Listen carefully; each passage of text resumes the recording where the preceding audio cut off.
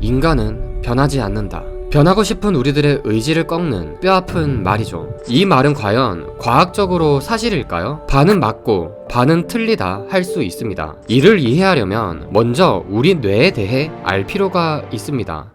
1978년 필립 브릭먼이라는 심리학자가 진행한 아주 흥미로운 연구가 하나 있습니다. 두 집단의 행복도가 장기적으로 어떻게 변하는가에 대한 실험이었는데, 한 집단은 얼마 전에 복권에 당첨되어 엄청난 부자가 된 사람들, 한 집단은 최근 사고를 당해 몸이 마비된 사람들로 구성되어 있었습니다. 당연한 결과겠지만 전자의 행복도는 가파르게 상승했고 후자의 행복도는 가파르게 감소했습니다.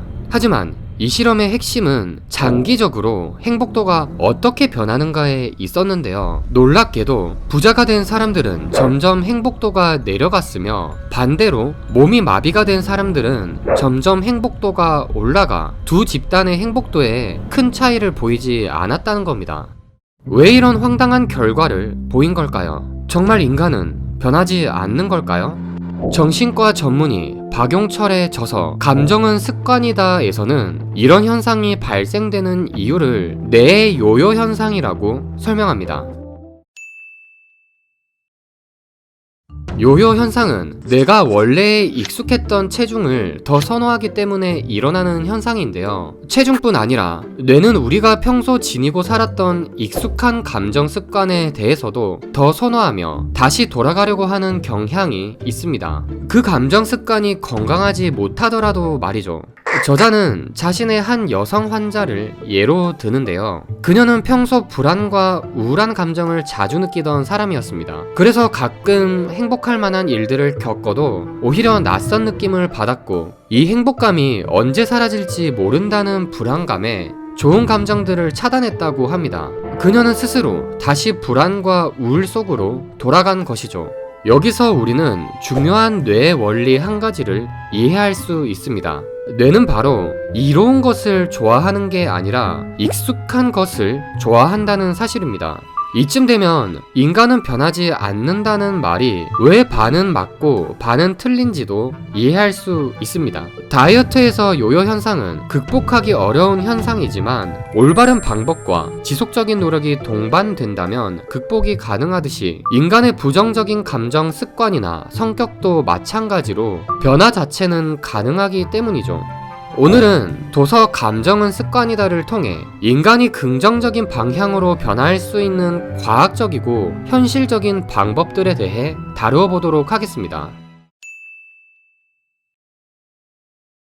내가 좋아하는 사람을 자신의 사람으로 만들기 위해서는 무엇이 필요할까요? 바로 지속적인 관심의 표현입니다. 그 사람이 나에 대해 한 번의 좋은 감정을 느낀다고 해서 완전히 내 사람으로 만드는 건 쉽지 않죠. 하지만 계속 관심을 전하다 보면 처음엔 내가 저 사람에게 익숙하지 않은 존재였을지 몰라도 조금씩 나를 익숙한 사람으로 느끼게 되고 호감을 갖게 됩니다. 우리의 감정도 마찬가지입니다. 한 번의 깨달음이나 긍정적인 감정을 느꼈다고 나의 장기적인 감정 습관 자체가 변할 수 있는 것은 아닙니다. 평소 긍정적인 감정들이 익숙하지 않은 사람이라면 그 감정들에 대해서 지속적으로 관심을 기울여 익숙하게 만들어야 합니다. 뇌가 원래 익숙하게 느꼈던 부정적인 감정들을 대체해서 긍정적 감정이 더 익숙하게 느껴지도록 말이죠. 저자는 그 방법 중 하나로 감정 수첩을 소개합니다. 아무리 부정적인 감정이 익숙한 사람이라도 긍정적인 감정을 느끼는 순간은 분명 존재합니다. 긍정적인 감정이 익숙한 사람보다 그 횟수가 작고 그 지속력이 짧을 뿐이죠. 저자는 행복감, 감사함, 편안함 등 아주 사소한 긍정적인 감정이라도 느껴지면 바로 그 순간 어떤 상황이었고 어떤 감정을 느꼈는지 바로 기록하라고 전합니다. 기록하는 이유는 기록하면서 더 자신의 감정을 더욱 명료화시키는 것도 있지만, 그 기록을 반복해서 꺼내보면서 그 느낌을 더욱 굳혀가기 위함입니다. 마치 단어장을 한 번 보는 것보다 여러 번 보는 게 뇌에서 더 강렬하게 기억에 남듯이 말이죠. 저자는 아예 아침, 점심, 저녁, 취침 전 그 감정 수첩을 꺼내 상기하면서 긍정적 감정의 불씨에 계속 장작을 넣어주라고 말하죠. 아무리 노력해도 긍정적인 감정을 잘 느끼지 못하고 찾아내지 못하는 사람들이 있습니다. 이런 사람들은 행복 거식증에 걸린 사람일 가능성이 큽니다. 거식증은 극단적인 저체중을 찍어야만 만족감을 느낀다고 믿으며 음식을 계속 먹지 않고 뒤로 미루는 것이 특징인데요. 행복 거식증도 마찬가지로 사소한 성과나 상황으로는 자신이 행복감에 빠지기엔 자격이 없다고 믿으며 엄청 높은 목표 달성이나 극적인 성공을 이룰 때까지 행복감을 미룹니다.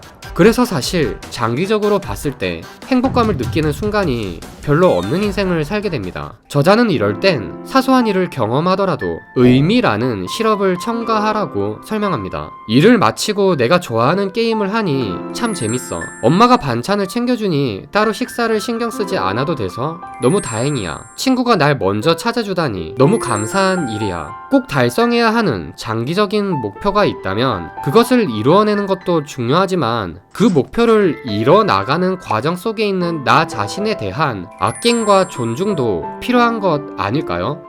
도서 감정은 습관이다에서는 이 외에도 긍정적인 감정 습관을 만드는 또 다른 방법, 익숙하지만 자꾸 실패하고 고통받았던 대인관계에 대한 부분에 대해서도 다루고 있으니 관심 있으시다면 한번 찾아보시는 것도 좋을 것 같습니다. 감사합니다.